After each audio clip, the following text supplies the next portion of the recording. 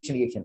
देखो बेटा SN1 जो है यूनिमॉलिक्यूलर न्यूक्लियोफिलिक सब्स्टिट्यूशन रिएक्शन से, ठीक है।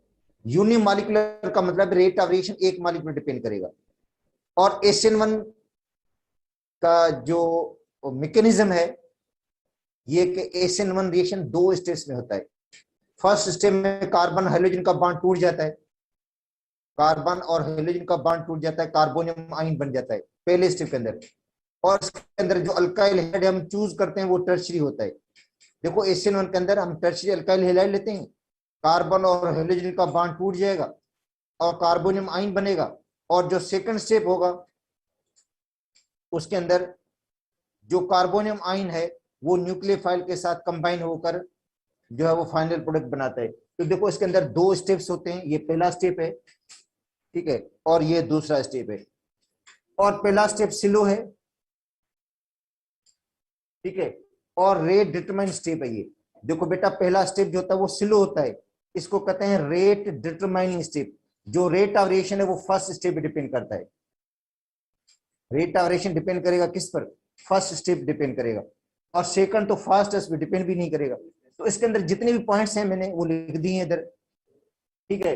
The step first is reversible, जो स्टेप 1 है वो रिवर्सिबल है। देखो बेटा देखो स्टेप 1 क्या है? रिवर्सिबल है, ठीक है, SN1, ठीक है। तो देखो स्टेप 1 जो रिवर्सिबल है और जिसके अंदर आयोनाइजेशन होती है अल्काइल हैलाइड की। देखो अल्काइल हैलाइड की आयोनाइजेशन हो जाएगी, अल्काइल जो हैलाइड है ना वो क्या हो जाता है? आयोनाइज हो जाता है इन the presence of aqueous acetone. जाहिर सॉल्वेंट आपको पोलर लेना पड़ेगा बेटा, पोलर सॉल्वेंट यूज करते हैं हम, पोलर एसीटोन या सॉरी एक्वस एसीटोन या एक्वस इथाइल अल्कोहल। ये पंजाब की बुक में लिखा हुआ है बेटा, ये पंजाब की बुक, क्योंकि ये जितने भी अब टॉपिक मैं पढ़ा रहा हूँ वो पंजाब की बुक से ही हैं सारे, ठीक है। ये जो लाइंस हैं वो पंजाब की बुक की हैं, ठीक है। कि भाई पहला जो स्टेप है इसका वो रिवर्सिबल है, स्लो स्टेप है, आयोनाइजेशन होती है पोलर सॉल्वेंट की मौजूदगी में, ठीक है। स्टेप 1 प्रोवाइड कार्बोकेटाइन, और इसके अंदर कार्बोकेटाइन बनेगा। तो ये चीजें अभी देखो पेपर में ये चीजें आ रही थी कि स्टेप 1 में SN1 में कार्बोकेटाइन बनता है। देखो कार्बोकेटाइन बन गया, कार्बोकेटाइन का मतलब है कार्बन के ऊपर पॉजिटिव चार्ज होगी, कार्बन हाइड्रोजन का बॉन्ड टूट जाएगा। Carbocation as a intermediate, carbocation intermediate बनाए। देखो बेटा अल्काइल हैलाइड ये टर्शियरी है, ये टर्शियरी अल्काइल हैलाइड है, टर्शियरी ब्यूटाइल क्लोराइड है, ये आयोनाइज हो गया, कार्बोकेटाइन बन गया और हैलाइड आयन बन गया, कार्बन हाइड्रोजन का बॉन्ड टूट गया, ये sp3 था, अब ये sp2 हो गया कार्बोकेटाइन। ये बेटा sp3 ये sp2 में तब्दील हो गया, ठीक है। The second step carbocation is attach, जो सेकंड स्टेप होगा जिसके अंदर कार्बोकेटाइन जो होगा वो अटैच हो जाएगा, वो अटैक करेगा किसके ऊपर? Nucleophile to give final product, उसके बाद आपको मिलेगा फाइनल प्रोडक्ट। अब ये जो न्यूक्लियोफाइल है जिसको हम न्यूक्लियोफाइल कहते हैं, ये अटैक जो है वो फ्रंट साइड से भी कर सकता है, बैक साइड से भी कर सकता है बेटा। ये जो न्यूक्लियोफाइल है OH, ये फ्रंट साइड से भी अटैक कर सकता है, बैक साइड पर। SN2 के अंदर क्या था? SN2 में जो अटैक करता है वो, ठीक है, अटैक कहां से करेगा? अपोज साइड से अटैक करता है। SN2 के अंदर अपोज साइड से अटैक करता है न्यूक्लियोफाइल, क्योंकि एक साइड पे हेलोजन लगा होता है, एक साइड पे हेलोजन लगा होता है, और इसमें क्या होकर अटैक कहां से करेगा? फ्रंट साइड से भी करेगा, बैक साइड से भी अटैक करेगा, ठीक है। तो अब क्या होगा? OH ग्रुप यहां पे भी लग सकता है, इधर भी लग सकता है, इधर लगेगा तो कॉन्फ़िगरेशन की इनवेरिएंट हो जाएगी बेटा। इधर लगेगा OH ग्रुप तो इनवेरिएंट होगी कॉन्फ़िगरेशन की, और OH ग्रुप इस साइड पे लगेगा तो इसका मतलब है रिटेंशन। रिटेंशन का मतलब है सेम कॉन्फ़िगरेशन रिटेन होगी। देखो ये Cl यहां पे लगा हुआ है, देखो बेटा Cl यहां पे लगा हुआ है, अगर Cl की सेम पोजीशन पे OH ग्रुप लगेगा, Cl की जगह पे OH ग्रुप लग जाएगा इस तरह, तो कॉन्फ़िगरेशन रिटेन रहेगी। OH ग्रुप अपोजिट साइड से लगेगा तो क्या हुई है? इनवेरिएंट हुई है। तो इसके अंदर SN1 के अंदर 50% इनवेरिएंट है, 50% रिटेंशन होती है, जबकि SN2 के अंदर क्या था? 100% इनवेरिएंट थी, 100% जो कॉन्फ़िगरेशन थी वो इन्वर्टेड हो गई थी। तो बेटा ACN2 के अंदर जो कॉन्फ़िगरेशन है 100% लिखा हुआ है, इसके अंदर इनवेरियन होती है, जबकि ACN1 के अंदर 50% इनवेरियन होती है, 50% जो होती है रिटेंशन होती है, ठीक है। और इसके अंदर जो हम अल्काइल हैलाइड लेंगे वो लेंगे टर्शरी, ठीक है। और जो पहला स्टेप है स्लो स्टेप है, ठीक है। और रेट ऑफ रिएक्शन आपको पता है स्लो स्टेप डिपेंड करता है, स्लो स्टेप को रेट डिटरमाइन स्टेप भी कहा जाता है। तो इसका पहला जो स्टेप होगा वो रेट डिटरमाइन स्टेप होगा, ठीक है। और रेट ऑफ रिएक्शन डिपेंड करेगा स्लो स्टेप पे, तो rate of reaction depends upon first step which is rate determine step, और रेट इज इक्वल टू के tertiary alkyl halide, first order होगा। रेट ऑफ रिएक्शन न्यूक्लियोफाइल पे depend नहीं करेगा, rate of reaction nucleophile से independent होगा।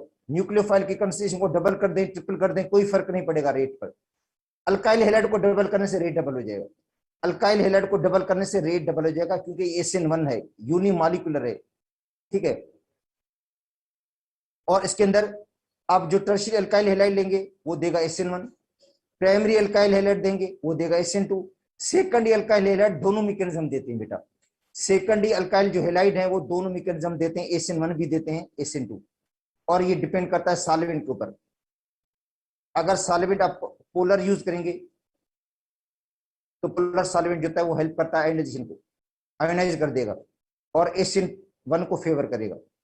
और जबकि नॉन पोलर सॉल्वेंट जो होता है वो ACN2 को फेवर करता है। तो बेटा ये पंजाब की बुक से है, क्योंकि पंजाब की बुक के अंदर, और यही इसमें से देखो, अब जो प्रीवियस पेपर आपके आए हैं जितने 1 से लेकर 12 तक जितने भी टेस्ट आपको दिए गए हैं उनमें से देखोगे ACN1 ACN2 के क्वेश्चन इसी यही चीजें हैं जो डिस्कस की गई हैं इसके अंदर।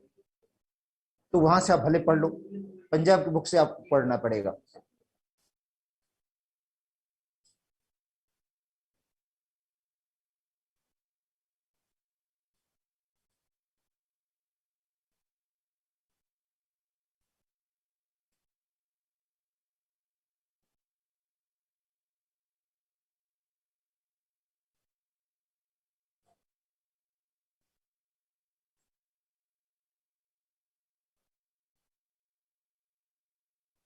अच्छा, अब आते हैं बीटा एलिमिनेशन, क्योंकि अब जो रिएक्शन है, देखो एक तो आपने पढ़ कर है न्यूक्लियोफिलिक सब्स्टिट्यूशन रिएक्शंस और दूसरे हैं एलिमिनेशन रिएक्शंस।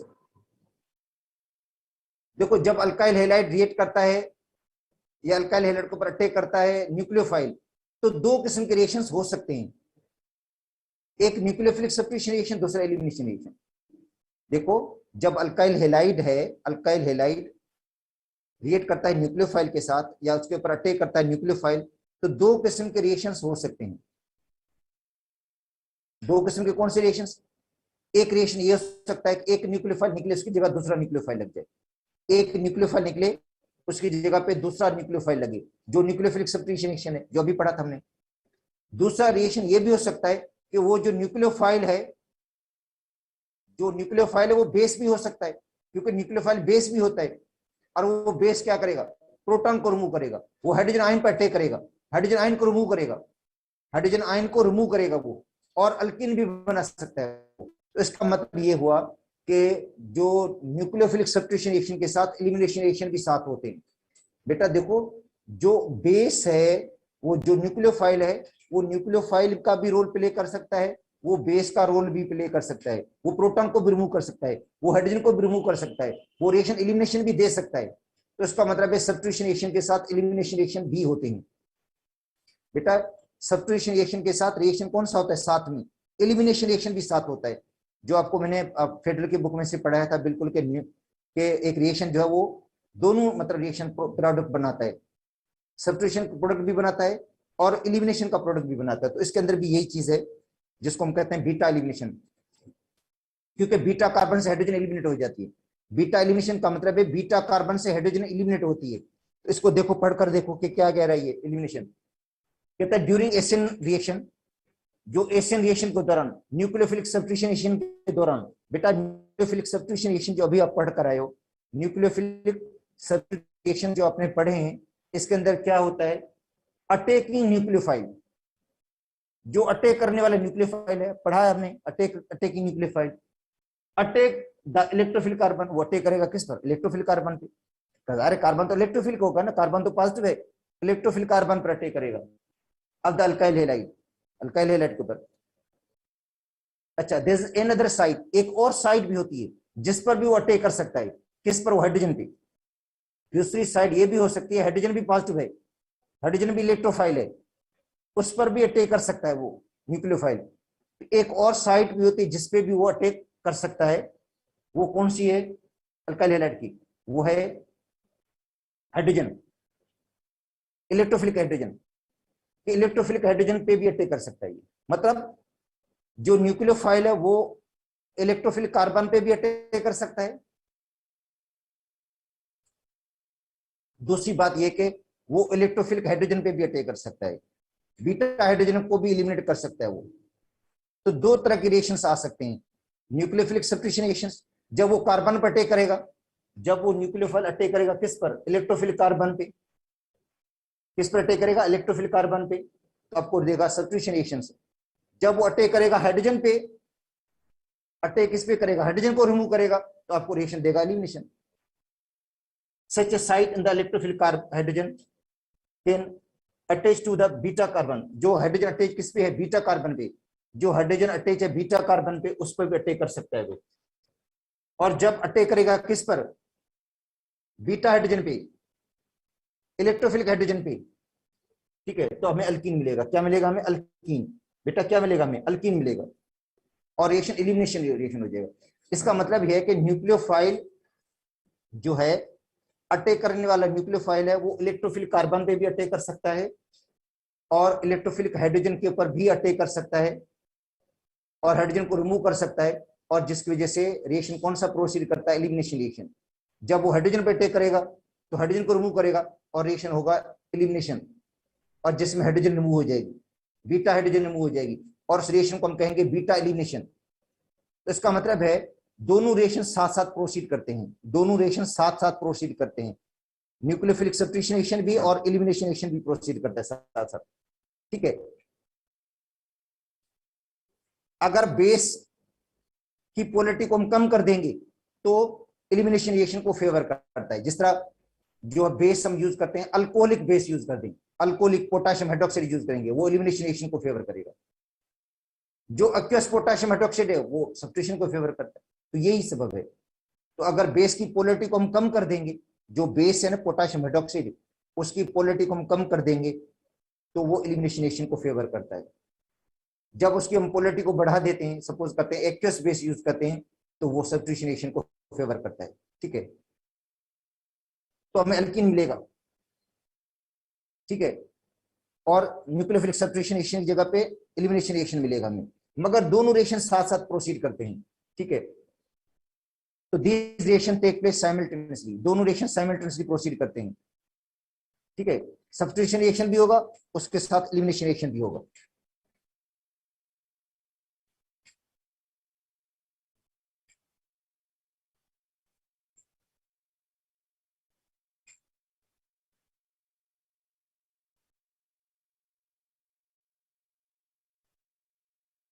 अब देखो, ये ब्रोमोइथेन है बेटा, ब्रोमोइथेन।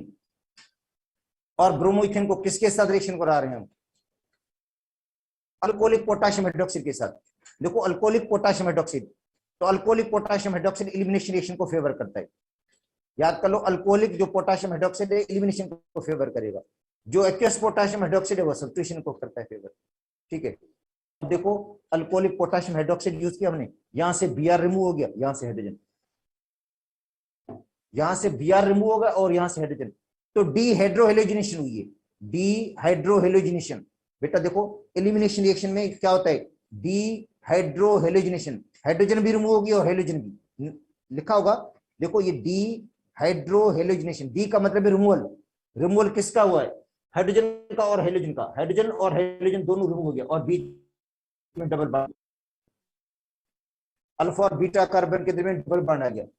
देखो डीहाइड्रोहेलोजिनेशन हुई है, हाइड्रोजन और हेलोजन रिमूव हो गए और इनके दरमियान देखो डबल बॉन्ड आ गया और H भी रिमूव हो गया,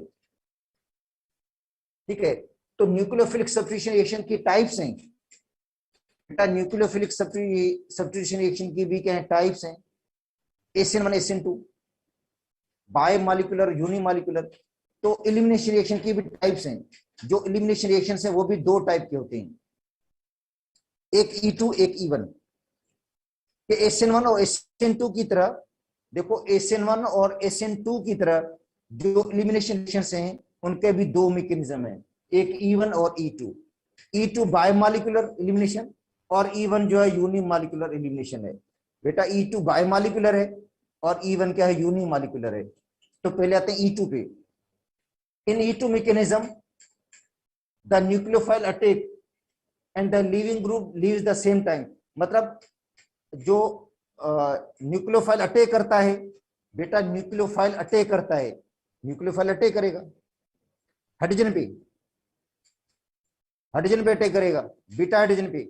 और जो लिविंग ग्रुप होगा हेलोजन, ठीक है, वो जो लीव करता है, हेलोजन जो है लिविंग ग्रुप है, ठीक है, वो एक ही साथ हो। मतलब जो अटैक करेगा न्यूक्लियोफाइल, जैसे न्यूक्लियोफाइल अटैक करेगा उसके साथ लिविंग ग्रुप भी रिमूव हो जाएगा और डबल बॉन्ड बन जाएगा, सब कुछ साथ होगा।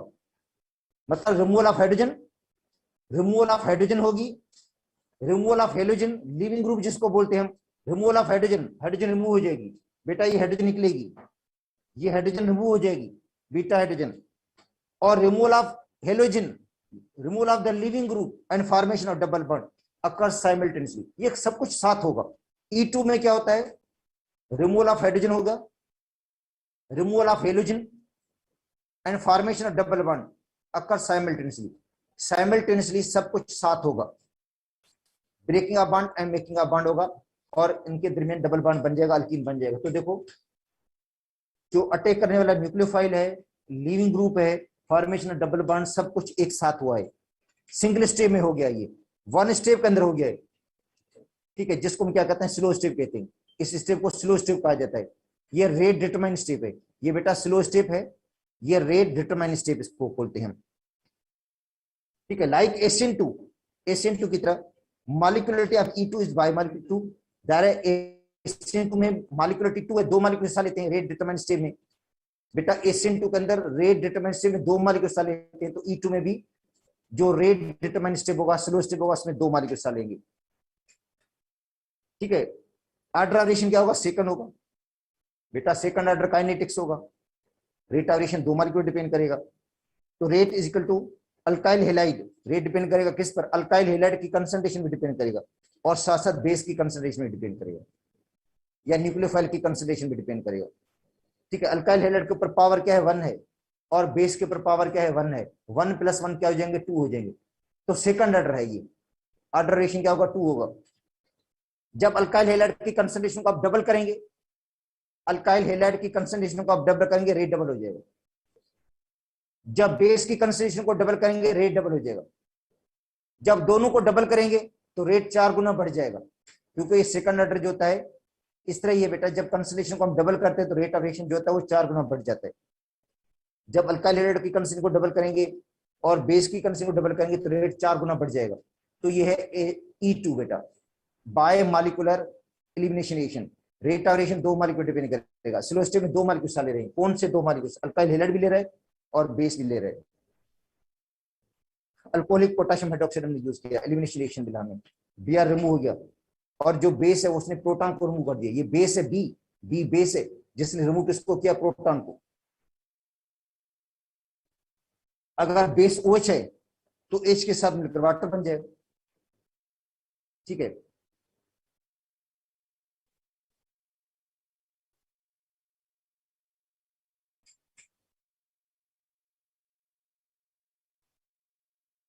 अच्छा अब बताएं E1 पे।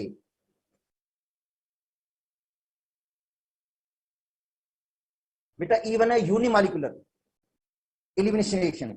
देखो यूनिमॉलिक्यूलर एलिमिनेशन रिएक्शन, ठीक है, इसमें रेट ऑफ रिएक्शन एक मॉलिक्यूल डिपेंड करेगा। अभी जो आपने SN1 पढ़ा था तो ये SN1 की तरह ही है, इसका पहला स्टेप SN1 जैसे ही है। तो SN1 में भी कार्बोकेटाइन बनता है, इसके अंदर भी देखो कार्बोकेटाइन बनेगा, देखो सेम है। और ये क्वेश्चन टेस्ट में भी आया हुआ है कि कौन सा मैकेनिज्म है जो एक जैसा है। तो SN1 का पहला स्टेप और E1 का पहला स्टेप एक जैसे हैं। SN1 का और E1 का पहला जो स्टेप है वो दोनों एक जैसे हैं, क्योंकि दोनों में कार्बोकेटाइन बनते हैं। बेटा दोनों के अंदर बनता क्या है, कार्बोकेटाइन बन जाता है। sp3 हाइब्रिडेशन sp2 में तब्दील हो जाती है। तो अब देखो even unimolecular in even mechanism like SN1 mechanism. even का मैकेनिज्म SN1 जैसा ही है बेटा, even का जो मैकेनिज्म है SN1 जैसा ही है, और जो पहला स्टेप होता है स्लो होता है, ठीक है, स्लो आयनाइजेशन हो जाती है। तो SN1 में भी सही है स्लो आयनाइजेशन, SN1 में भी स्लो आयनाइजेशन, E1 में भी स्लो आयनाइजेशन हुई है। देखो स्लो आयनाइजेशन हुई है, कार्बन और हेलोजन का बॉन्ड टूट गया, ये कार्बन और हेलोजन का जो बॉन्ड है टूट गया, कार्बोनेमाइन बन गया, कार्बोकेटाइन बन गया है, ठीक है। In the second step nucleophile attack, second step में न्यूक्लियोफाइल या बेस अटैक करती है, बेस अटैक करती है और रिमूव करेगी किसको, प्रोटॉन को। किसको रिमूव करेगी, प्रोटॉन को, इस प्रोटॉन को रिमूव कर देगी बेटा, ये प्रोटॉन है या हाइड्रोजन को रिमूव कर देगी, बीटा हाइड्रोजन को रिमूव करेगी फास्टली, और डबल बॉन्ड बन जाएगा यहाँ पे क्या आएगा, डबल बॉन्ड आ जाएगा फास्ट। तो पहला स्टेप स्लो है, दूसरा फास्ट है।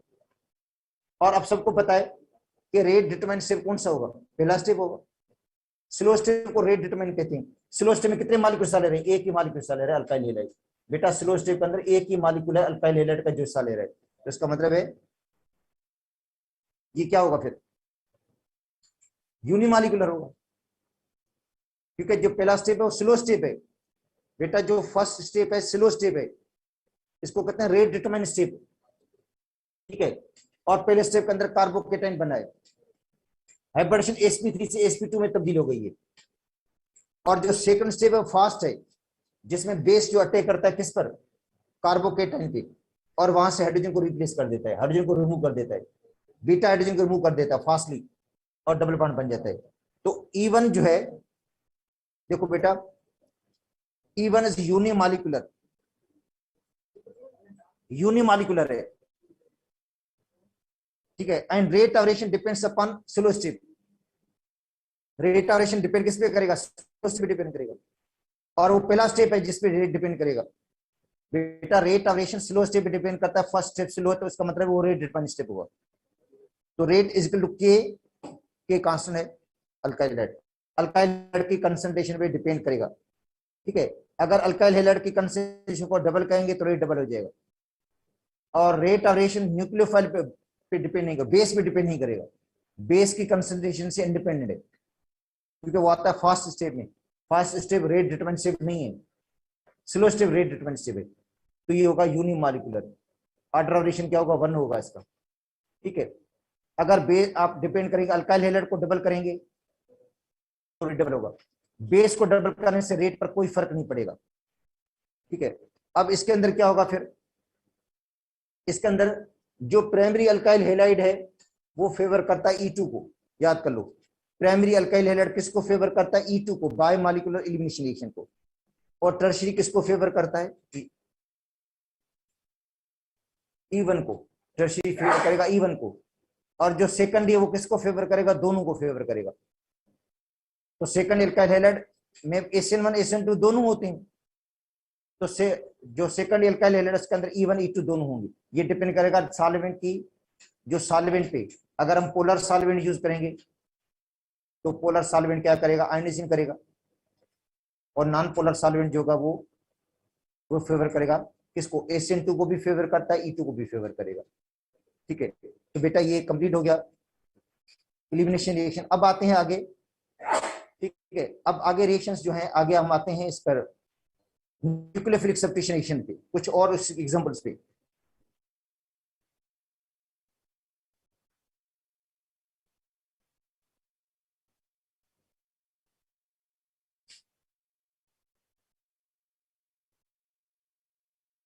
बेटा ये न्यूक्लियोफिलिक सब्स्टिट्यूशन रिएक्शन की एग्जांपल्स हैं, न्यूक्लियोफिलिक सब्स्टिट्यूशन रिएक्शंस उनकी एग्जांपल्स हैं, जिसमें एक नेगेटिव आयन निकल जाता है, दूसरा नेगेटिव आयन लग जाता है। अब देखो ये इथाइल ब्रोमाइड है जिसमें Br नेगेटिव है, और जो इथाइल है इसमें कार्बन जो है वो पॉजिटिव है। ये न्यूक्लियोफाइल है और ये इलेक्ट्रोफिलिक कार्बन है। अब अटैक करने वाला न्यूक्लियोफाइल, इसको कहते हैं सबस्ट्रेट, जिस पर अटैक होता है इसको सबस्ट्रेट बोलते हैं, पता है आप लोगों को, कि जिस पर न्यूक्लियोफाइल अटैक करता है उसको हम क्या कहते हैं, सबस्ट्रेट। तो अल्काइल हैलाइड को हम क्या कहेंगे, सबस्ट्रेट है बेटा, अल्काइल हैलाइड क्या है, सबस्ट्रेट है, ठीक है। उस पर अटैक कौन कर रहा है, न्यूक्लियोफाइल OH। तो OH क्या करेगा, Br को डिस्प्लेस करेगा, बी आर कौन कहेंगे, लीविंग न्यूक्लियोफाइल। जो बी आर है उसको कहेंगे लीविंग न्यूक्लियोफाइल। बेटा बी आर क्या है, लीविंग न्यूक्लियोफाइल है। लीविंग का मतलब है अपनी जगह छोड़ देगा, इसको लीविंग कहेंगे ग्रुप। ये लीविंग ग्रुप है सब, ठीक है। तो अब देखो बी आर की जगह पे OH लग गया और बन गया अल्कोहल। क्या बना है, अल्कोहल। अच्छा अब बी आर की जगह पे आयोडाइड लग गया, अल्काइल आयोडाइड बन गया। अच्छा बी आर रिप्लेस है, उसकी जगह पे कौन ले रहा है, साइनाइड लग रहा है, साइनो ग्रुप CN, ठीक है। तो अब देखो CH3 CH2 CN, इसको पढ़ते हैं प्रोपेन नाइट्राइल। बेटा साइनाइड वैसे नाइट्राइल ग्रुप है, जो साइनाइड है इसको नाइट्राइल पढ़ते हैं, पता है वो आपको मैंने सिखाया भी था, नाइट्राइल है ये साइनाइड, CN नाइट्राइल, तो उसको पढ़ते हैं प्रोपेन नाइट्राइल। 3 कार्बन है ना, 1 2 3, प्रोपेन नाइट्राइल। 4 कार्बन होंगे तो ब्यूटेन नाइट्राइल, पेंटेन नाइट्राइल, ठीक है इस तरह।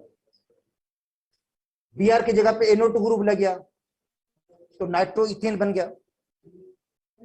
अच्छा Br की जगह पे OCH3 लग गया, बेटा Br को रिमूव करके OCH3 लगा दिया हमने, तो ईथर ग्रुप है ये, तो बन गया इथाइल मिथाइल ईथर।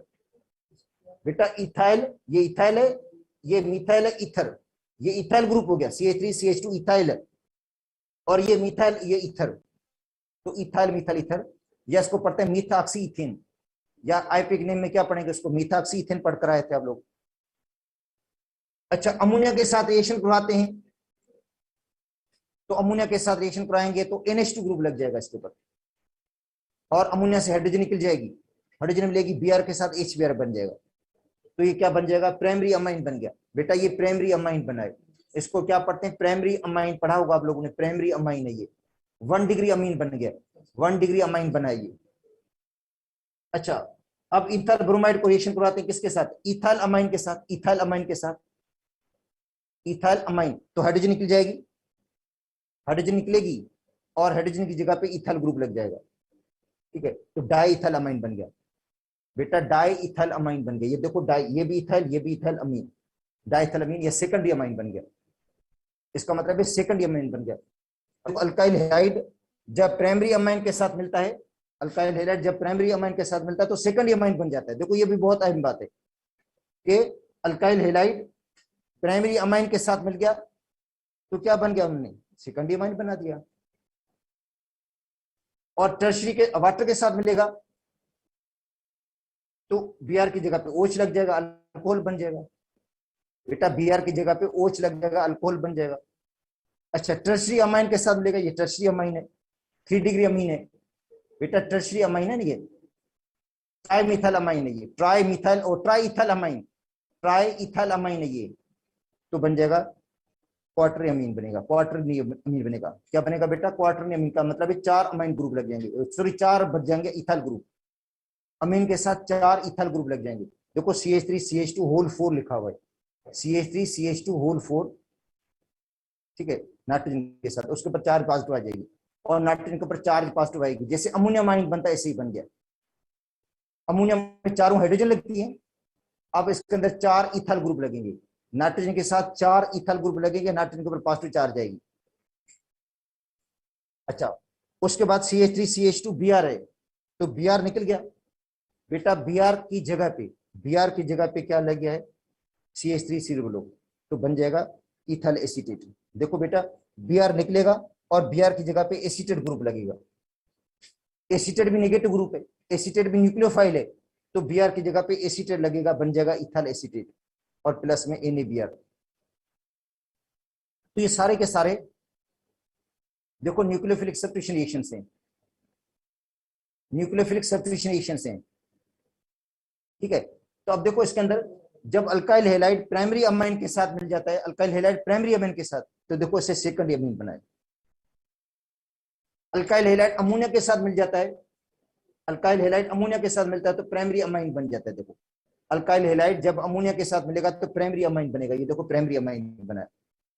और प्राइमरी अमाइन जब अल्काइल हैलाइड के साथ मिलेगा तो सेकेंडरी अमाइन, सेकेंडरी अमाइन जब अल्काइल हैलाइड के साथ मिलेगा तो टर्शरी अमाइन, अगर टर्शरी अमाइन जो है वो मिलेगा किसके साथ, अल्काइल हैलाइड के साथ, बनेगा क्वार्टरली अमाइन, क्वार्टरली अमाइन बन जाएगा, 4 ग्रुप लग जाएंगे अल्काइल ग्रुप, ठीक है। तो ये तो बेटा न्यूक्लियोफिलिक सब्स्टिट्यूशन रिएक्शंस हैं।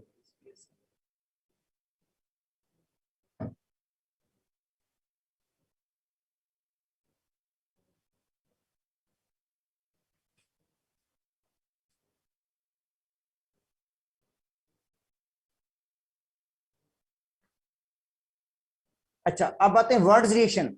आपको पता है अल्काइल हैलाइड वर्ड्स रिएक्शन भी देता है। देखो अल्काइल जो हैलाइड हैं उनसे वर्ड्स रिएक्शन भी बनता है।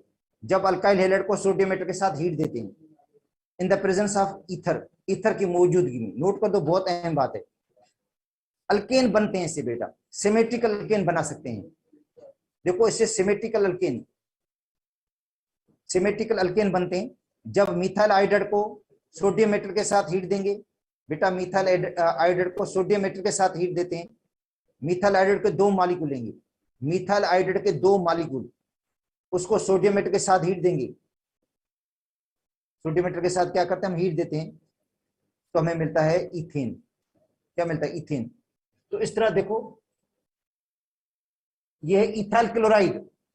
बेटा इथाइल क्लोराइड के दो मॉलिक्यूल हैं, इथाइल क्लोराइड के कितने मॉलिक्यूल्स हैं? दो। इथाइल क्लोराइड के कितने मॉलिक्यूल हैं? दो मॉलिक्यूल्स हैं।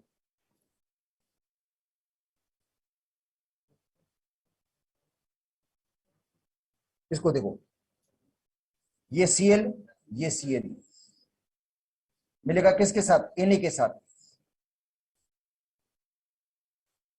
NaCl बन जाएगा, ये NaCl बना लेंगे। इथाइल और ये दूसरा इथाइल दोनों मिलकर क्या बनाएंगे? इथेन बना लेंगे। बेटा ये इथाइल और ये इथाइल दोनों मिल जाएंगे आपस में, बन जाएगा ब्यूटेन। क्या बन जाएगा? ब्यूटेन बन गया, और प्लस NaCl बन गया। तो अब ये क्या है? Alkyl halide react with sodium metal. Alkyl halide react करता है सोडियम मेटल के साथ, अल्काइल हैलाइड सोडियम मेटल के साथ रिएक्ट करेगा in the ether solvent, it gives alkanes. इससे मिलेगा हमें alkanes. This is particularly useful in the preparation of symmetrical alkane. इससे क्या बनता है? सिमेट्रिकल अल्केन बना सकते हैं। क्या बना सकते हैं बेटा? सिमेट्रिकल अल्केन, मतलब इथेन बना सकते हैं, ब्यूटेन बना सकते हैं, इस तरह आप अल्केन बना सकते हो। सिमेट्रिकल मतलब मिथाइल आयोडाइड से इथेन, इथाइल आयोडाइड से ब्यूटेन बन जाएगा, इथाइल आयोडाइड से ब्यूटेन बनेगा। देखो एक इथाइल आयोडाइड का मॉलिक्यूल, दूसरा भी इथाइल आयोडाइड का मॉलिक्यूल, दो मॉलिक्यूल है। ये इथाइल आयोडाइड का मॉलिक्यूल, ये भी इथाइल आयोडाइड का मॉलिक्यूल, क्या बन जाएगा? ब्यूटेन बन जाएगा। अच्छा, उसके बाद है रिडक्शन ऑफ अल्काइल हैलाइड। बेटा अल्काइल हैलाइड के रिडक्शन से क्या मिलेगा हमें? वो भी अल्केन बनेगा। अल्काइल हैलाइड की जो रिडक्शन करते हैं तो अल्केन बनता है। जैसे मिथाइल आयोडाइड की रिडक्शन करेंगे तो मीथेन, इथाइल आयोडाइड की रिडक्शन करेंगे तो इथेन, प्रोपाइल आयोडाइड की रिडक्शन करेंगे तो प्रोपेन। ये भी अल्काइल हैलाइड ही है जिसकी रिडक्शन से हम अल्केन बना लेते हैं। तो alkyl halide can be reduced, alkyl halide को हम रिड्यूस करते हैं with zinc in the presence of aqueous acid. देखो जिंक और किसकी मौजूदगी में? एक्वस एसिड की मौजूदगी में। देखो बेटा अल्काइल हैलाइड को हम रिड्यूस करते हैं किसकी मौजूदगी में? Zinc and aqueous acid, hydrochloric acid या एसिडिक एसिड। हाइड्रोक्लोरिक एसिड ले लो या आप एसिडिक एसिड ले लो, ठीक है। तो आगे क्या मिलेगा हमें? अच्छा अब देखो, तो इथाइल प्रोपाइल क्लोराइड है ये, plus zinc plus HCl, plus zinc के प्लस में क्या है? HCl। तो Cl निकलेगा, Cl की जगह पे H लग जाएगा। ये Cl की जगह पे क्या लगेगा बेटा? H लग जाएगा। Cl की जगह पे H लग गया, प्रोपेन बन गया। और जो Cl यहां से निकला है और ये Cl दोनों ये जिंक के साथ मिलकर जिंक क्लोराइड बना लेंगे। देखो बेटा ये Cl निकला, इसकी जगह पे H लगा, Cl की जगह पे क्या लग गया? H लगा, रिडक्शन होगी इसकी। Cl यहां से निकलेगा, ये Cl और ये Cl जिंक के साथ मिलकर जिंक क्लोराइड बना लेंगे। अच्छा, reaction with sodium lead alloy, sodium और लीड अलाई। देखो टेट्रा सोडियम लीड, बेटा टेट्रा सोडियम लीड हो गया, टेट्रा सोडियम Na4Pb, क्योंकि Pb की जो वैलेंसी है वो 4 होती है बेटा, तो Pb के साथ सोडियम कितने लगेंगे? 4, तो Na4Pb। तो ये कहते हैं मिथाइल क्लोराइड। बेटा ये मिथाइल क्लोराइड है, मिथाइल क्लोराइड को किसके साथ रिएक्शन करवाते हैं? टेट्रा सोडियम लीड के साथ। तो क्या बन जाएगा? तो Na निकलेगा, Na की जगह मिथाइल ग्रुप लग जाएगा। बेटा Na की जगह पे जो Na पहले 4 लगे थे Pb के साथ, Na कितने लगे थे? 4, अब 4 मिथाइल ग्रुप लग जाएंगे Pb के साथ प्लस NaCl। टेट्रामिथाइलिड बन गया, टेट्रामिथाइलिड। और ये नाक इनहिबिटर है बेटा, ये नाकिंग को रोकता है, ये गैसोलीन के अंदर नाक इनहिबिटर है, इसको कहते हैं एंटी नाकिंग एजेंट, एंटी नाक एजेंट भी कहा जाता है। देखो ये नोट कर देना, तो ये एंटी नाकिंग एजेंट भी है, नाकिंग को कम कर देता है, गैसोलीन के अंदर जो नाकिंग होती है इसको कम कर देता है। ठीक है, अब देखो इथाइल क्लोराइड, इथाइल क्लोराइड है, इथाइल क्लोराइड किसके साथ मिल जाता है, टेट्रा सोडियम लीड के साथ, तो क्या बना लेता है, टेट्रा इथालीड बना लेता है, टेट्रा इथालीड और प्लस NaCl। ठीक है, एंटी नाकिंग एजेंट है ये, एंटी नाकिंग एजेंट, एंटी नाकिंग एजेंट है गैसोलीन के अंदर, नाकिंग को कम कर देता है, नाकिंग को रिड्यूस कर देता है और ऑक्टेन नंबर को बढ़ा देता है, ये ऑक्टेन नंबर को इंक्रीज कर देता है। देखो गैसोलीन का जो ऑक्टेन नंबर है is increase by adding tetraethyl lead, octane number जो है वो बढ़ जाता है टेट्राइथाइलिड ऐड करने से।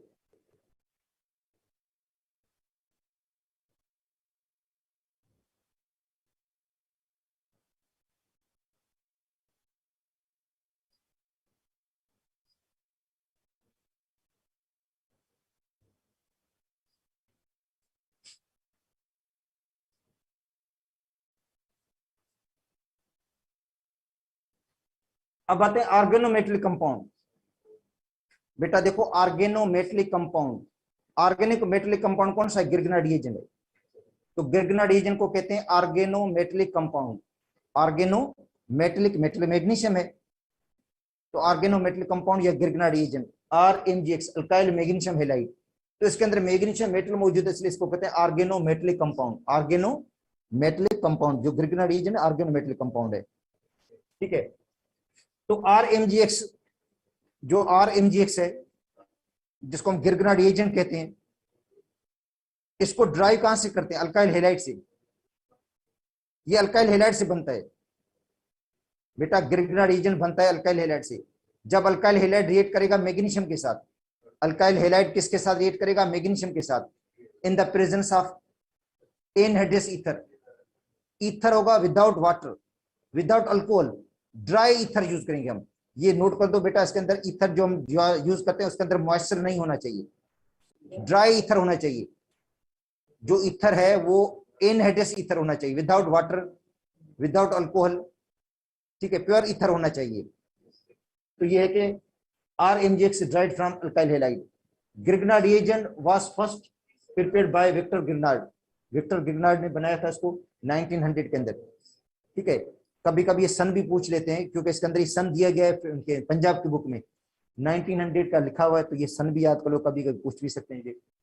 तो Grignard reagent used in the preparation of synthesis of alkane, Grignard reagent से आप अल्केन बना सकते हो बेटा, गिरगना रिएजेंट से आप अल्केन बना सकते हो, आप प्राइमरी अल्कोहल बना सकते हो, आप सेकेंडरी अल्कोहल बना सकते हो, टर्शरी अल्कोहल बन सकता है, कार्बोक्सिलिक एसिड बन सकता है, इसका मतलब है इंपॉर्टेंट कंपाउंड्स बन सकते हैं गिरगना रिएजेंट से।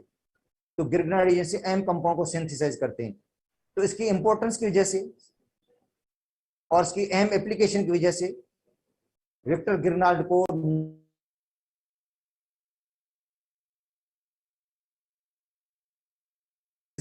मतलब इनसे जो गिरगना रिएजेंट को प्रिपेयर किया जाता है by reaction of magnesium metal, magnesium metal का रिएक्शन होगा बेटा, मैग्नीशियम मेटल का रिएक्शन होगा किसके साथ, with alkyl halide, alkyl halide के साथ, in the presence of dry ether, किसकी मौजूदगी में, ड्राई ईथर की मौजूदगी में। ठीक है, तो ये अल्कोहल फ्री होना चाहिए, क्या होना चाहिए, अल्कोहल से फ्री होना चाहिए, मॉइस्चर से फ्री होना चाहिए।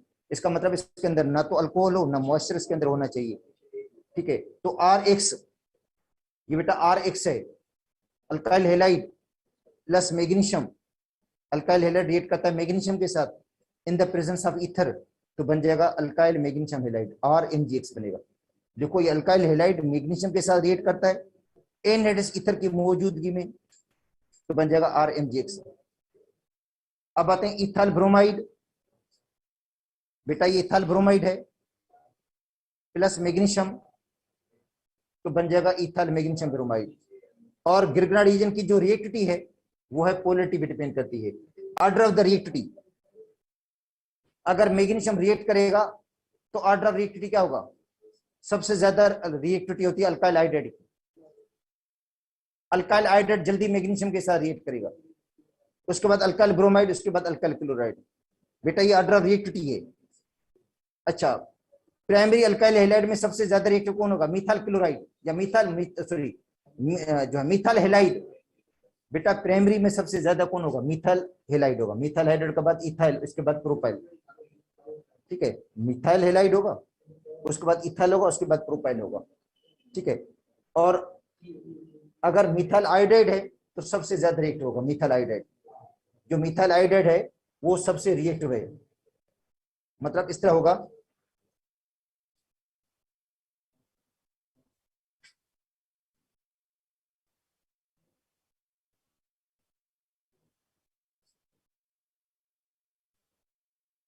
ठीक है।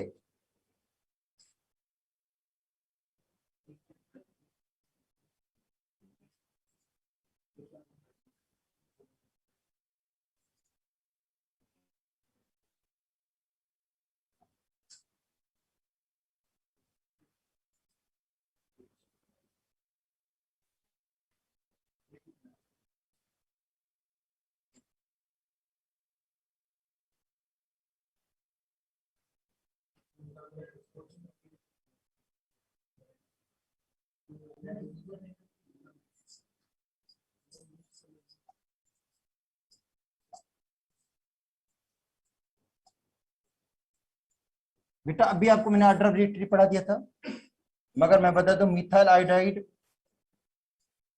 ज्यादा रिएक्टिव है किससे? मिथाइल ब्रोमाइड से। मिथाइल ब्रोमाइड सबसे रिएक्टिव किससे ज्यादा है? Methyl chloride, then methyl fluoride. Methyl fluoride less reactive होगा, क्योंकि कार्बन और फ्लोरीन का बॉन्ड जो होता है वो स्ट्रॉन्गर बॉन्ड होता है, जल्दी ब्रेक नहीं होता। ठीक है, तो ग्रिगना रिएजेंट बेटा R M G X, M G को पॉजिटिव चार्ज है, इसके ऊपर नेगेटिव चार्ज है।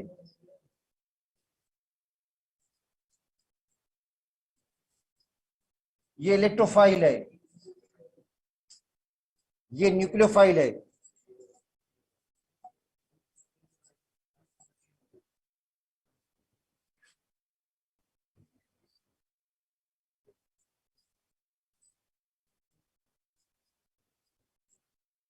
तो रिएक्टिविटी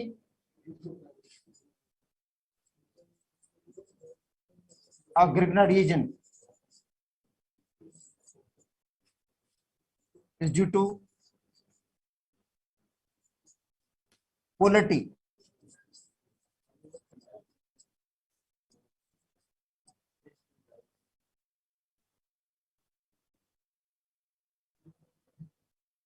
बेटा पोलरिटी है।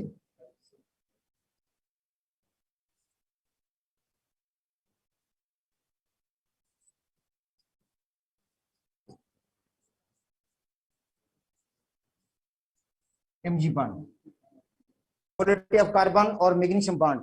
बेटा कार्बन और मैग्नीशियम के बॉन्ड की पोलरिटी की वजह से रिएक्टिविटी इसकी ज्यादा है। ये क्वेश्चन भी टेस्ट में था कि जो ग्रिगना रिएजेंट है वो रिएक्टिविटी क्यों है इसकी ज्यादा? क्योंकि कार्बन और मैग्नीशियम का बॉन्ड पोलर होता है, ज्यादा पोलर होता है, ज्यादा पोलर की वजह से इसकी रिएक्टिविटी ज्यादा है। अब आते हैं ग्रिगना रिएजेंट से कौन से कंपाउंड को हम सिंथेसाइज कर सकते हैं। बेटा ग्रिगना रिएजेंट जो है उससे उसकी एप्लीकेशन कौन सी है? कौन से कंपाउंड को हम सिंथेसाइज कर सकते हैं?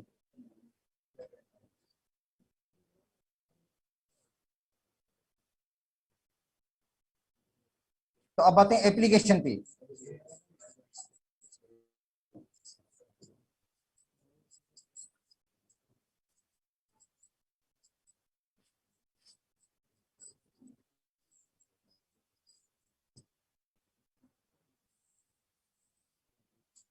बेटा देखो application of the Grignard reagent, number 1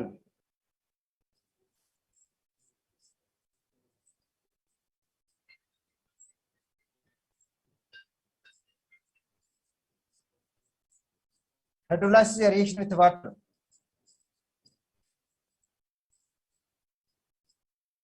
बेटा देखो हाइड्रोलाइसिस या रिएक्शन विथ वाटर, हाइड्रोलाइसिस करेंगे या वाटर के साथ रिएक्शन करेंगे इसको। तो R M G X plus water, बेटा ग्रिग्ना रिएजेंट, इसमें देखो Mg के ऊपर पार्शियल पॉजिटिव चार्ज है, इलेक्ट्रोफाइल, और कार्बन न्यूक्लियोफाइल है, कार्बन न्यूक्लियोफाइल नेचर का है। तो ये जो न्यूक्लियोफाइल है ये किसके साथ मिलेगा, वाटर के H के साथ। बेटा ये न्यूक्लियोफाइल R मिलेगा H के साथ, तो बन जाएगा RH,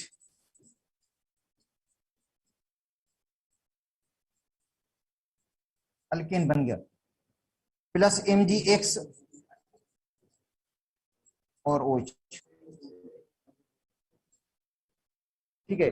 अच्छा अब हम लेते हैं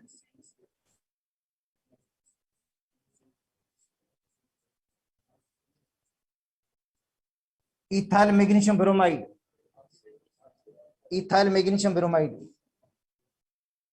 ये पॉजिटिव चार्ज, इस पर negative charge, plus H OH, H positive OH negative. अब क्या होगा, अब जो इथाइल ग्रुप है बेटा, ये इथाइल ग्रुप ये न्यूक्लियोफाइल है, ये न्यूक्लियोफाइल है, ये मिलेगा किसके साथ,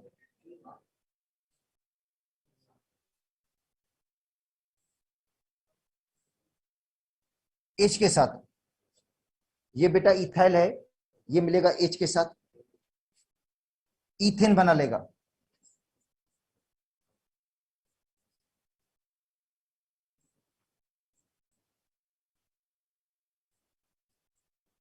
प्लस MgBr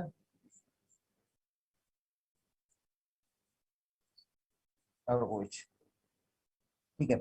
तो देखो ग्रिग्ना रीजन के आप हाइड्रोलाइसिस करोगे या वाटर के साथ रिएक्शन कराओगे तो आपको अल्केन मिलेगा। तो देखो अल्केन की फॉर्मेशन इसको यूज कर सकते हैं, ग्रिग्ना रीजन से आप अल्केन बना सकते हैं। अगर इधर मीथा लेंगे तो H के साथ मिलकर मीथेन बन जाएगा, ईथा लेंगे तो ग्रिग्ना रीजन के हाइड्रोलाइसिस से इथेन बन जाएगा। तो मीथेन इथेन प्रोपेन कोई भी बना सकते हो अल्केन।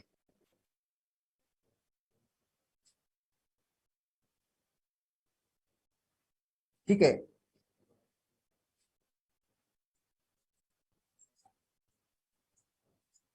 नंबर 2,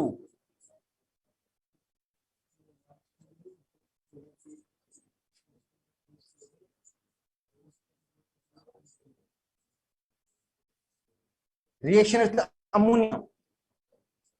देखो बेटा reaction with ammonia, RMgX,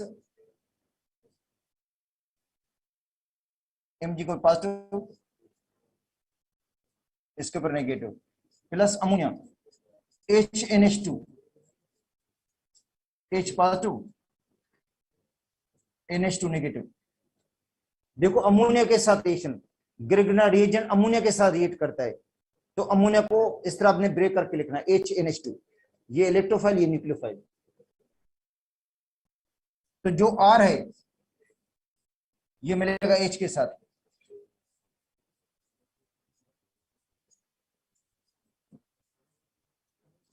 alkane, MgX NH2 लग जाएगा। तो अल्केन बन गया इसमें भी देखो अल्केन बना है। तो अल्काइल जो ग्रुप है वो H के साथ देगा, अल्काइल ग्रुप अगर मीथाइल है तो H के साथ मिलकर मीथेन बनाएगा, इथाइल है तो H के साथ मिलकर इथेन बनाएगा, प्रोपाइल है तो H के साथ मिलकर प्रोपेन बनाएगा। तो बेटा ये अल्काइल ग्रुप जो भी होगा, ग्रिग्ना रीजन के साथ जो भी अल्काइल ग्रुप होगा, बेटा ग्रिग्ना रीजन के साथ जो भी अल्काइल ग्रुप होगा वो H के साथ मिलकर अल्केन बना लेगा।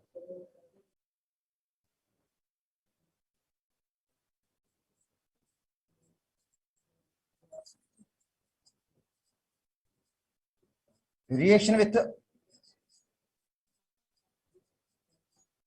अल्कोहल,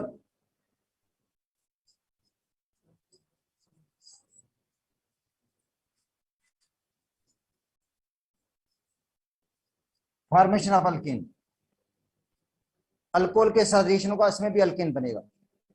बेटा अल्कोहल के साथ रिएक्शन में भी अल्केन बनता है।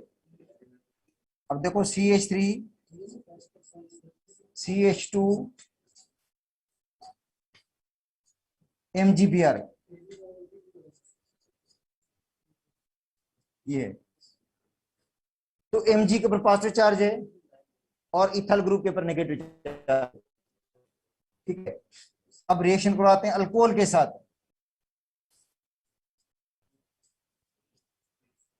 तो अल्कोहल में H पॉजिटिव शो करता है बेटा। अल्कोहल में जो H है ये बांड टूटेगा और H का बांड टूटेगा। याद कर लो, गिरगना रीजन में जब गिरगना रीजन अल्कोहल के साथ रिएक्ट करेगा,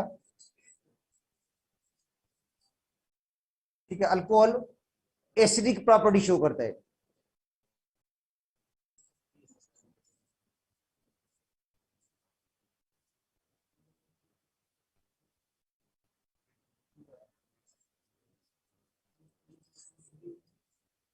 एसिडिक प्रॉपर्टी,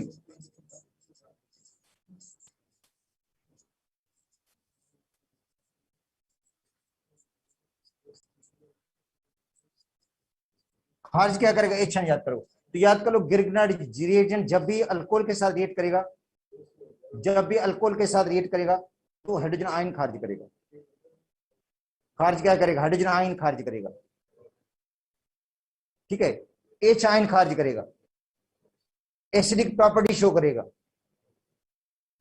ठीक है। तो ये मिलेगा किसके साथ? इस एच के साथ, और बन जाएगा इथेन।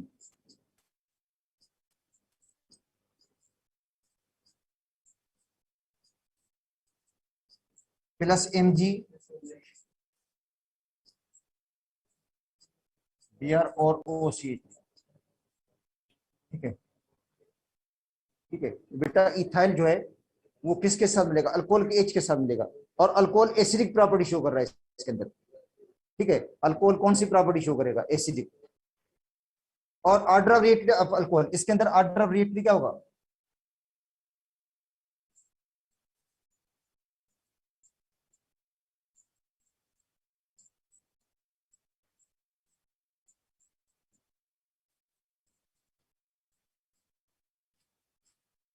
ठीक है,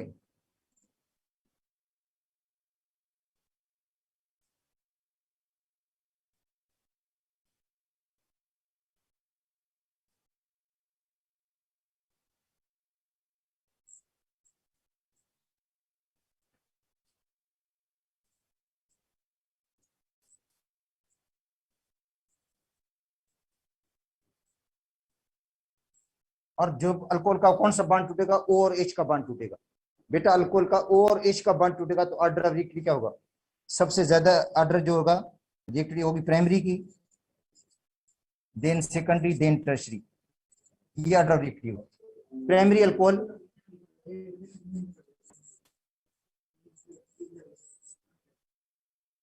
ठीक है, प्राइमरी अल्कोहल सबसे ज्यादा रिएक्टिव है, क्योंकि एसिड प्रॉपर्टी में प्राइमरी अल्कोहल सबसे ज्यादा रिएक्टिव है। सेकेंडरी सबसे ज्यादा रिएक्टिव है टर्शरी से। तो इसका मतलब है इसके अंदर जो अल्कोहल ज्यादा रिएक्टिव होगा वो प्राइमरी वाला होगा। ये जो मिथाइल अल्कोहल है सबसे ज्यादा रिएक्टिव होगा इसके अंदर, ठीक है। उसके बाद इथाइल अल्कोहल है, उसके बाद प्रोपाइल अल्कोहल है, ऐसे। तो देखो इथाइल ग्रुप मिलेगा H के साथ और इथेन बना लेगा। तो देखो इसके अंदर अल्केन बना है बेटा, इसके अंदर बना क्या है? अल्केन बन गया है। तो अब देखो हाइड्रोलाइसिस कर रहे थे ग्रिग्नार्ड रीजन की, उसमें भी अल्केन बना, ठीक है। उसके बाद हमने जो सेकंड रिएक्शन पढ़ा था अमोनिया के साथ रिएक्शन, उसमें भी अल्केन बना, ठीक है। उसके बाद हमने पढ़ा था अल्कोहल के साथ रिएक्शन, उसमें भी अल्केन बना है, ठीक है। अब ये होगा कि बाकी जितने भी रिएक्शंस 4-5 रहते हैं और भी इसके अंदर है, ठीक है, वो अब नेक्स्ट जो क्लास होगी इसमें हमको पढ़ा लूंगा, क्योंकि अब आपका टेस्ट भी है, ठीक है, बायो का आपका टेस्ट भी है, तो उसकी आप भले आप तैयारी कर लो। और बाकी जो रिमेनिंग इसके अल्कोहल के रिएक्शंस हैं, क्योंकि 2 दिन लगे हमें रिवाइज करने में, तकरीबन सारा ही हो गया, बस थोड़ा कुछ रहता है वो पढ़ा लूंगा मैं आपको नेक्स्ट लेक्चर में, अल्कोहल का, ओ सॉरी, गिरगना रीजन का।